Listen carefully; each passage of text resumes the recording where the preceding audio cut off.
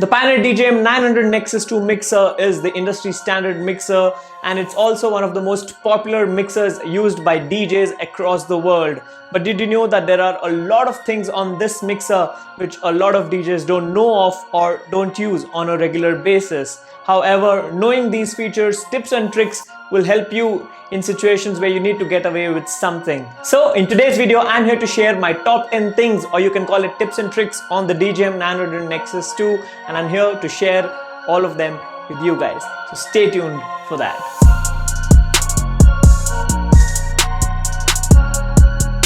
What's good, you guys? Welcome to my YouTube channel. My name is Deep, and this is where I do a lot of DJing and tech related tutorials, tips and tricks to help you become a better DJ and to help you get better at using technology. So if you're new here, please consider subscribing. The DJing 900 NXS2 is my mixer of choice, and it is a part of my tech radar, and I've been using this particular mixer for over 3 years now, and I've gone through all of its functions, features, and I know a lot about this mixer, which I'm sure a lot of you people will not already know of. But knowing these features have helped me in situations where I want to get away with a few things, and I'm sure that these things that I'm going to share with you guys will help you as well. This mixer is available everywhere, okay? So whatever I'm going to show you, it's not going to be very difficult for you guys to get your hands on these mixer and try it for yourself. So let's go ahead with this. For this first tip, I'm going to show you how to get yourself an emergency aux cable. An aux cable is nothing but a cable which has a 3.5mm headphone jack on one side and 2 RCA outs on the other side. And this is the cable that is used to connect your mobile phone to your mixer. Now, having this cable is essential in your DJ bag. I always carry this cable whenever I'm performing for a private party. I don't carry it when I'm performing in a club because I don't take a lot of requests. But when you're in a private party, chances are that there will be a time when you need to play something off of the internet, but you don't have that particular aux cable with you, and now you are screwed. So now let me show you how to get yourself an aux cable using just your headphones. That's right, there is a way with which you can use your headphones as an emergency aux cable. Now let me show you how to achieve this. Okay, so to get this to work, all you need to do is to connect one end of your cable to your mobile phone, okay, and the other end, which is the phono or the 1/4 inch jack, to the mono return port on your mixer, okay? And now once you connect your cable to the mixer, all you need to do is make sure to switch from USB to 1/4 inch jack on your send and return section, okay? And that will turn on this light, which means that your connection is successful, all right? And then play the track on your mobile phone. Now the track is playing on YouTube, okay? And then all you need to do is turn on and increase the level using this knob. And there you have it. Just like that, your headphone cable has now become an aux cable. Now if you can see that this is a signal that is being sent directly to the master channel, and it's not going to any other channel. Now for whatever reason, if you want to move your signal from the master to a channel like 1, 2, 3 or 4, so that you can control it using the faders, all you need to do is to play the track, okay? Now the signal is received here. All you need to do is flick this channel selector and move it to, let's say, 1, 2, 3 or 4. Now we want it in 4. Now increase the volume, and you can see that the signal is coming through channel 4. And now all of a sudden, you don't have to worry about this level knob here on the top right corner. You can control the volume using the fader. But let me tell you that the gain or the trim or the volume of the channel will not work. Even if the channel volume is set to 0, your signal will still come. It's basically just routing the signal. It's not going through the trim or the gain, okay? And now the signal from your mobile phone is going into your mixer through the insert, and that is why you can just switch to any other channel if you want using the channel selector from 4 to 3, 3 to 2, then 2 to 1. Okay, and that's how you can. And if you want it to be on the master for whatever reason, if all 4 channels are being used by some CDJs, you can just switch to master and your signal will be going to master. Okay, now for whatever reason, if you don't want to use your phone's signal through the insert, you can also use it in the aux mode. Now to switch to aux mode, all you need to do is flick the button from insert to aux, and then make sure that whatever channel that you want the signal on is also kept on return aux. Okay, now let's just say that we want to play on channel 4, so the channel 4 is also on the return aux. Okay, now once you do that, turn it on, increase the volume, play the track, and you can see that your signal is now coming through channel 4. Now with this, what you can also do is you can actually have your signal coming through all channels. All you need to do is flick all channels to aux 4. And now all channels will have the same track coming from your mobile phone.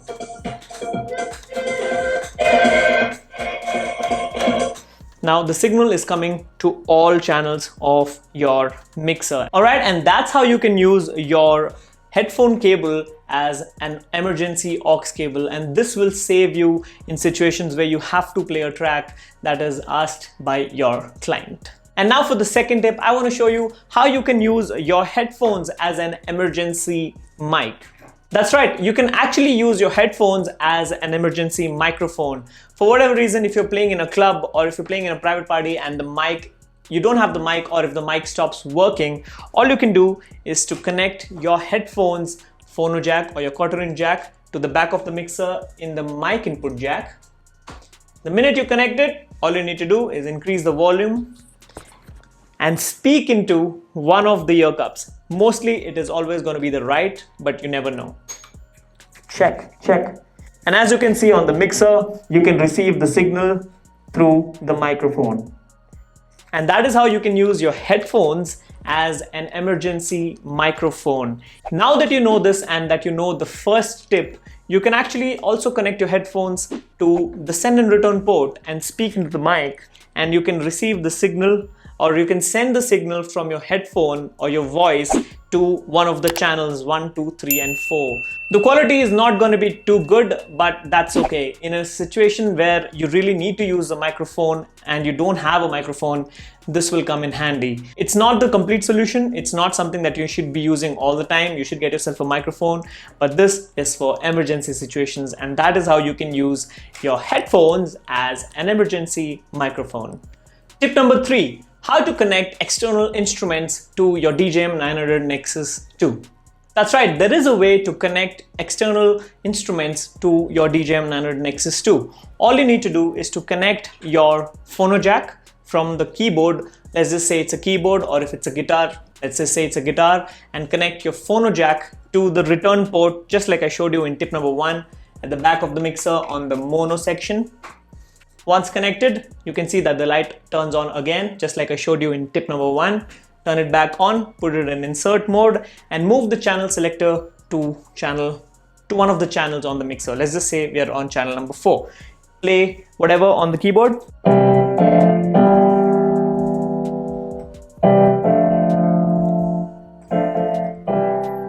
And now that it is on channel number 4, what you can also do is that you can add effects. Let's just say that I want to add the echo effect.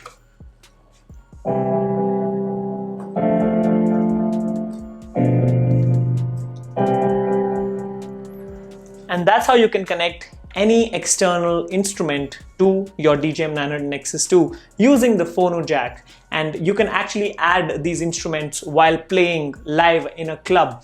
Try to do that experiment, guys. Why just play 2 tracks? You can also add an instrument like a guitar. If you're good in guitar, just connect your guitar and perform while mixing a track. Perform while playing a track and add your own flavor to that particular track. Or like me, you can connect the keyboard, and that keyboard can be used to add extra chords or melodies to your tracks that you're performing. Tip number 4, turning off the mic volume only from the booth monitor.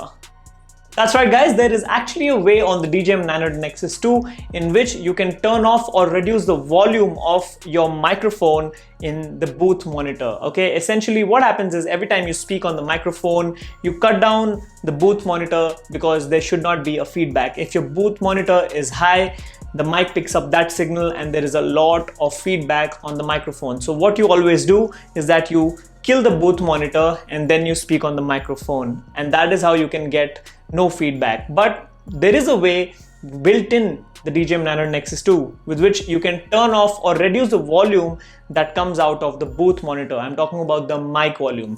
Now let me show you how to do that. Now to change this setting, it's a little complicated and not a lot of people know about this, but I'm going to show you today and how you can also change this setting. All you need to do is press on this utility button here. Long press on it instead of just tapping. If you tap on it once, it will go into the quantize mode, okay, and then the red light will come on. But what you need to do is to long press on it, and then you can see that you will see a new window which says master out and then an arrow. Now what you need to do is go to the right, and that arrow means that there are more options in this menu. Okay, now you can see that the digital master out, and then you can see the booth out, then you can see mic out to master, and then you can see mic out to booth. Okay, now you can see that mic out to booth is an option available on the mixer, and this is what we are here for.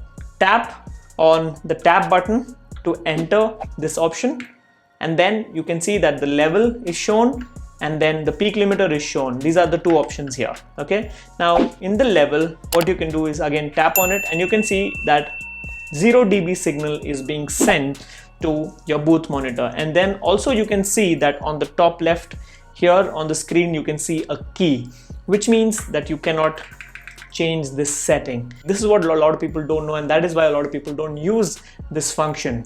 What you need to do is unlock your mixer. Now the settings on the mixer are locked.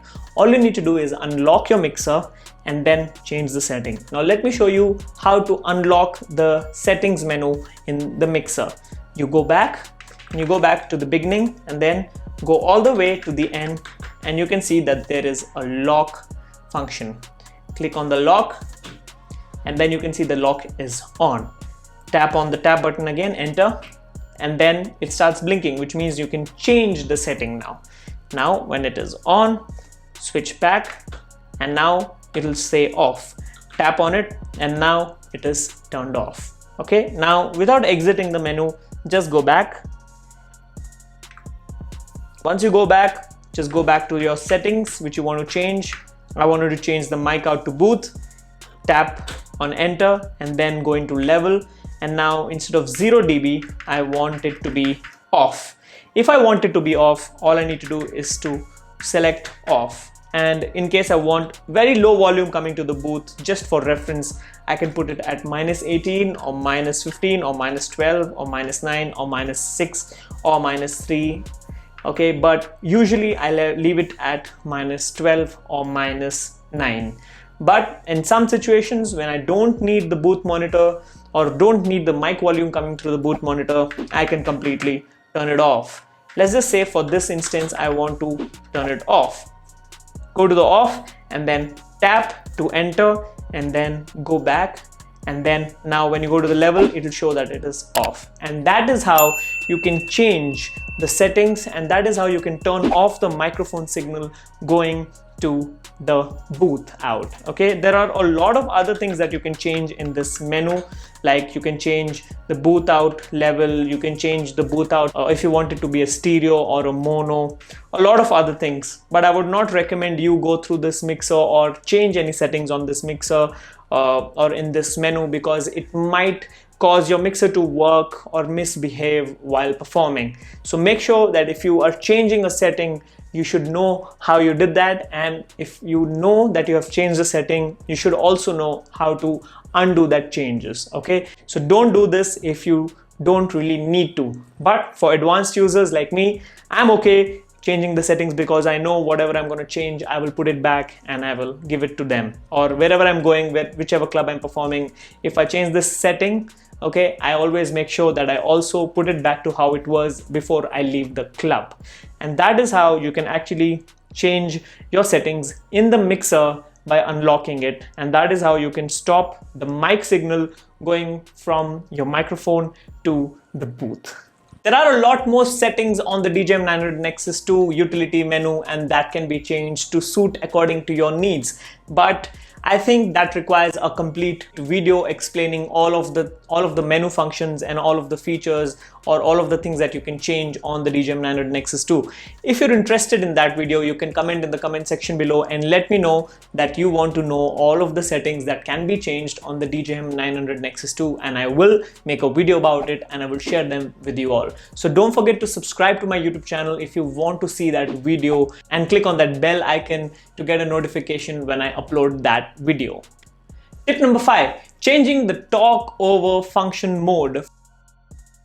The talk over function on the DJM 900 Nexus 2 mixer has two modes, the advanced and the normal. In the older mixers like the DJM 900 Nexus, there are no settings that can be changed, but in this mixer you have an option to change it from normal to advanced. Now let me show you how you can change that and what difference does it make. Now what the talk over function is that whenever you're playing a track, okay, and then you move your microphone option from on to talk over, every time you speak into the microphone, the volume will dip.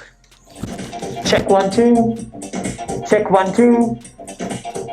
Now you can't really hear it very clearly because right now it's running on advanced mode. In advanced mode, what happens is that when you speak into the microphone, only the frequencies that are being received by the mic, which are the mid frequencies, your vocals, only those frequencies are dipped down on the channel that is playing the track. Check 1 2, check 1 2. So you can still hear the kick and the highs, but all the vocals and the mid range of the track will get dipped down, okay, and that is a part of the advanced function.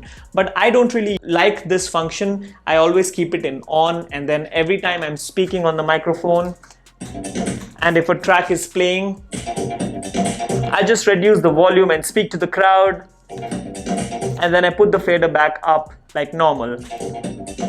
For example, the track is playing, and for whatever reason you have to use your microphone, so you say, put your hands up, put your hands up.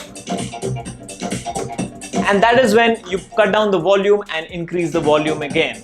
Okay, now you're basically doing the same talk over function, but you're also using your right hand to reduce the volume while speaking. Now in advanced mode, as I said, only the mid frequencies will dip, but you can change that to normal, with which all of the volume will get dipped and only your mic volume will go up. To change this setting, you again need to go into the utility menu and then go to talk over function, if you can see, and then you can see that the mode is shown there, and then you can see the level. Okay, in the mode, tap on it, you can see that right now it is running on advanced.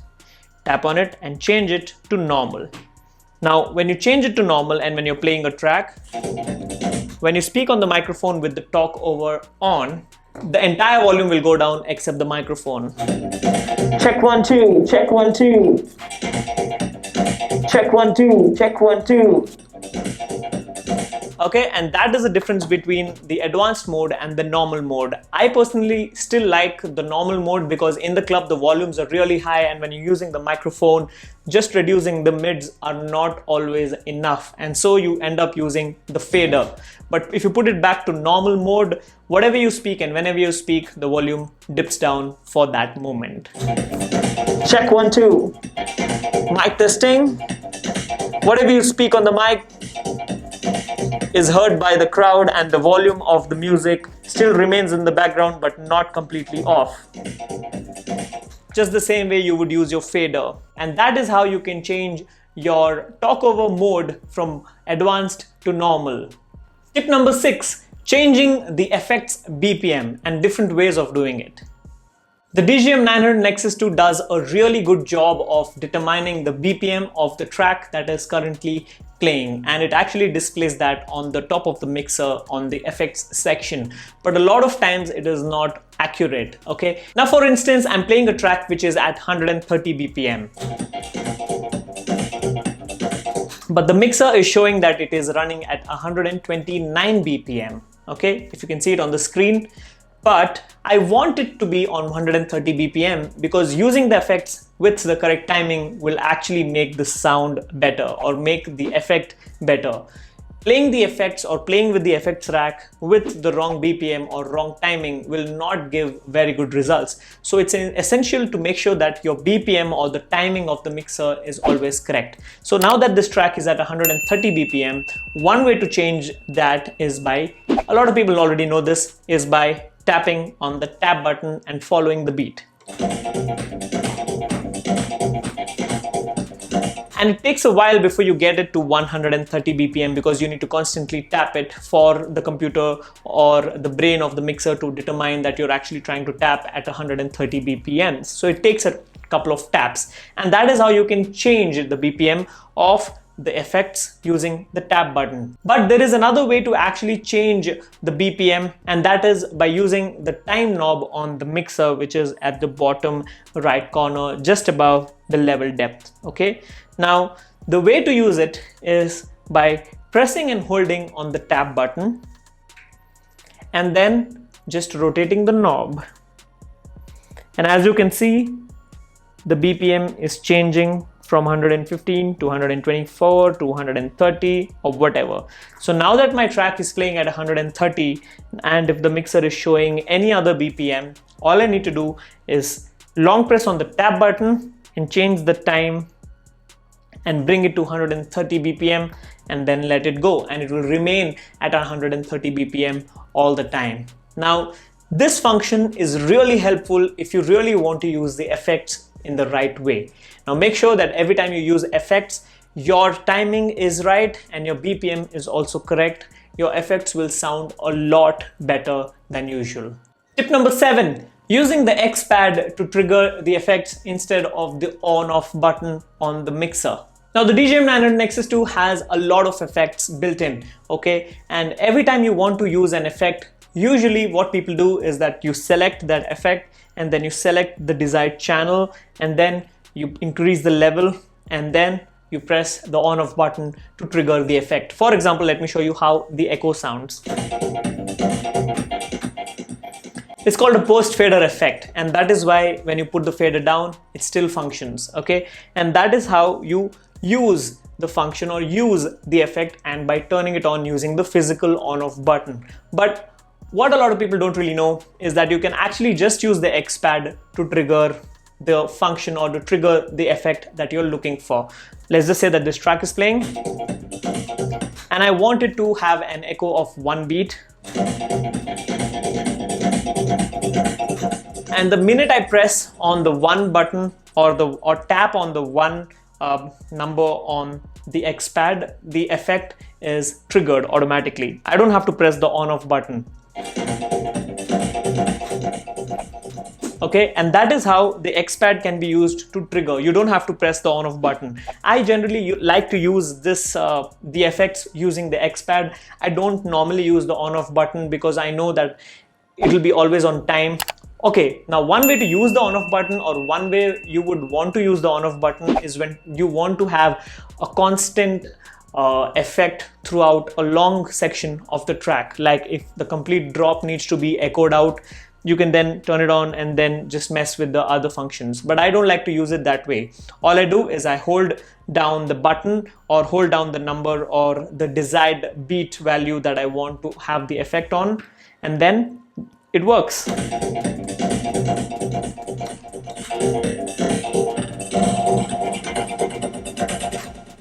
It works, guys. Now, another thing that a lot of people don't really know is that the X pad, the numbers and the pad itself changes according to the kind of effect that you have selected.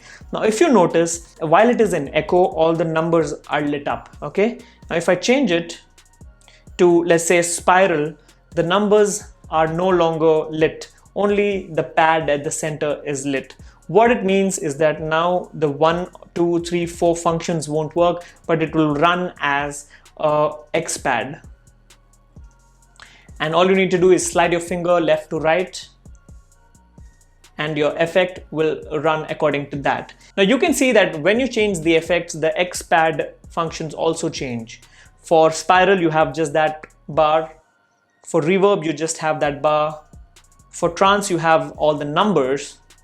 For filter, you have just the bar, and so on and so forth. Okay, the XY pad or the X pad, not the XY pad, this is just the X pad. Y pad is when you have vertical scrolling as well. So the X pad changes according to the effect selected. Let's just say that right now I'm selecting the reverb. Okay, and if you can see now, only the left, right, or the X pad is on and not the numbers.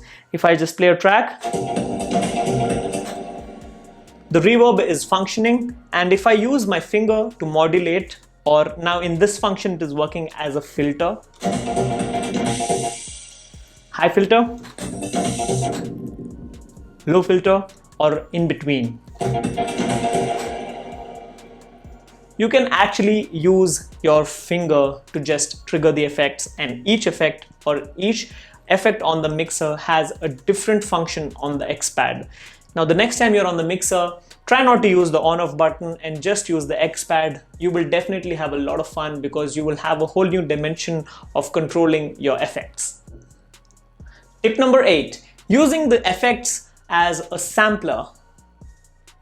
That is right, guys, you can actually use the effects as a sampler, and the reason why you have these post fader effects is because there is a little storage space on the mixer with which you can actually store some amount of data, and you can use it to play as a sample. Okay, now let me show you how you can do that with one of the effects called roll. Now let's just say that the roll effect is selected and channel 3 is selected. Okay, now if you can see, you don't have to do this on a track that is currently playing. For example, this is the track that is currently playing. Now, but it is actually in channel 3. Now what you can do is click on the noise and add noise to channel 3. And because the beat value is set to 8, I can record a beat value of 8 into this mixer's memory.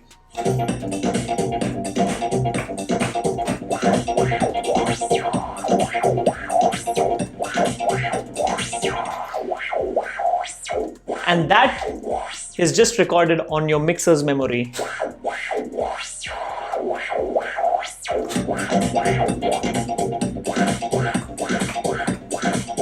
And then you can re-trigger it using the X pad.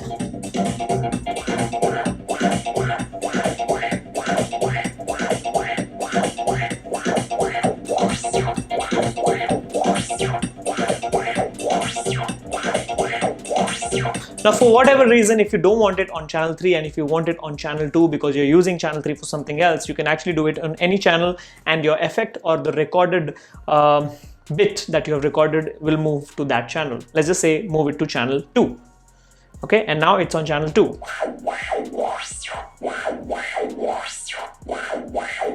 Now because you recorded 8 beats, now I'm just using 4 beats. If I want to use 8 beats, I just have to change the beat value from 4 to 8. And you can basically do any kind of recording. You can also use your mic. Okay, now let me show you how to use your mic. Turn off the effect, put it on to mic.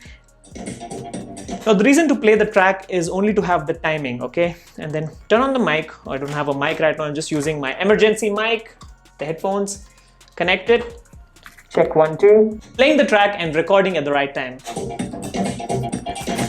Ha, ha, ha, ha. And it's recorded.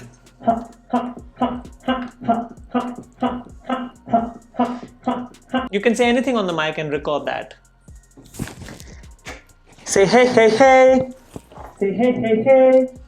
Say hey, hey, hey. And it'll keep that in the memory. I'm just using the mic. You can actually do it on the track itself without using any other instruments or the noise. On the track itself, select to channel number 4 or select channel number 4 or the channel in which the track is playing.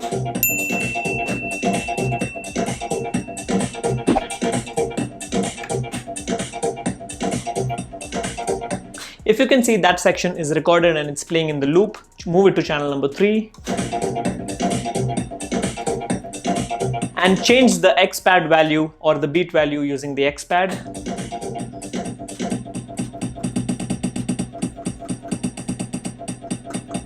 And you can trigger using your fingers.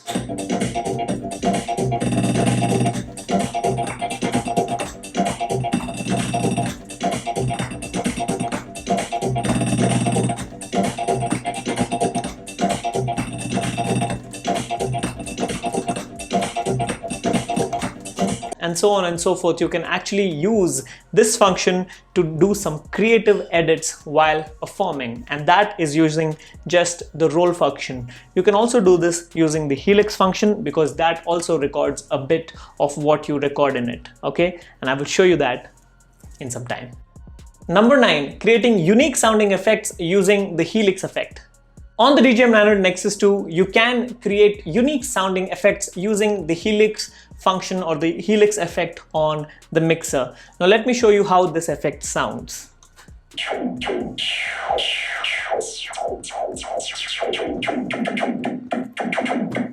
Now this actually sounds like the sound of the lasers coming out of a gun from a 70s or a 60s movie. But what you can do is you can use this to add a flavor to the track that is currently playing. Now let me show you how to create this effect, okay? And this is how you do that.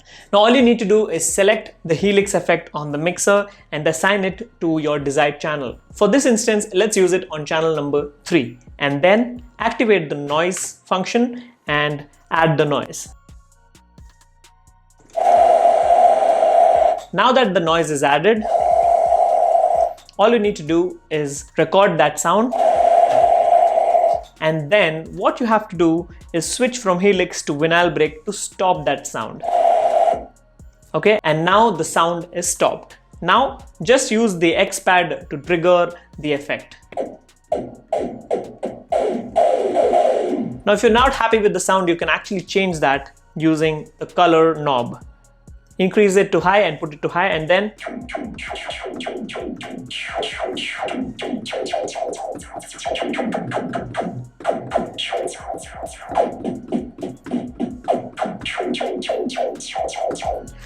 it sounds like the acid house sound. Usually acid house had a lot of this sound in it. So when you're playing house music, adding these sounds will add a bit of the flavor. And this is how you add or create unique sounding effects using the DJing Gear NXS2. Now let me tell you that I've learned this effect or function from DJ James Zabela from YouTube. Binary DJ Official actually uploaded this video about 3.5-4 years ago when this mixer first came out, and even today after 3.5-4 years a lot of people still don't know this. I know this because I did my research. So what I want to tell you guys is that you should have this in you to learn something new every day, and go ahead and do your research and try to learn. Just like you have searched for this video, I hope that you will see more videos and learn a lot of new things. And that is how, when you know a lot more than the regular DJ, you become a better DJ. Tip number 10, connecting your iPhone using the send and return port using your lightning cable. Now, as I showed you in tip number 1 that you can connect your phone using the aux cable, this is the same thing, but this time you're using your iPhone and you're using the lightning cable and you're connecting it to the USB port on the top right. A lot of people don't actually know the real uses of the send and return port, but this is one of the functions. What I use it as is not just for playing music out of YouTube and when I'm handling requests in a nightclub or in a private party, not really in a nightclub but in a private party. I use an app when I'm performing. Generally, I use an app which has a lot of sounds in it. I turn it on and then I can have these sounds triggered using my finger. Let me put my phone here and I will show you. For example, I'm playing reggae music, okay, and I just want to hear this sound. Imagine playing reggae music and having a disposal of all these sounds on the fingertip. You can just perform and add all kinds of sound to your DJ set. What I do is when I'm playing for a wedding and there is some weird game going on, the MC is going all crazy and somebody loses, I can just play the sound of and so on. I mean, that's how you can use the iPhone as an external trigger pad or an external music source while performing. And for DJs who don't have an iPhone, you can actually do this using the aux cable. But for DJs who have the iPhone, you can use just your cable or just your lightning cable and use it as an aux cable and send music from your phone to the mixer. Why don't you guys comment in the comment section below and tell me which one of these tips and tricks was your favorite and which one of these tips and tricks you guys already knew. it'll be interesting to see how many people actually knew these tips and tricks. That's it for today, guys. I really hope that you guys enjoyed watching this video. If you guys did, please don't forget to subscribe to my YouTube channel and click on that bell icon to get notified every time I upload a new video. That's been it. My name is Deep and I will see you guys in the next one. Happy to help.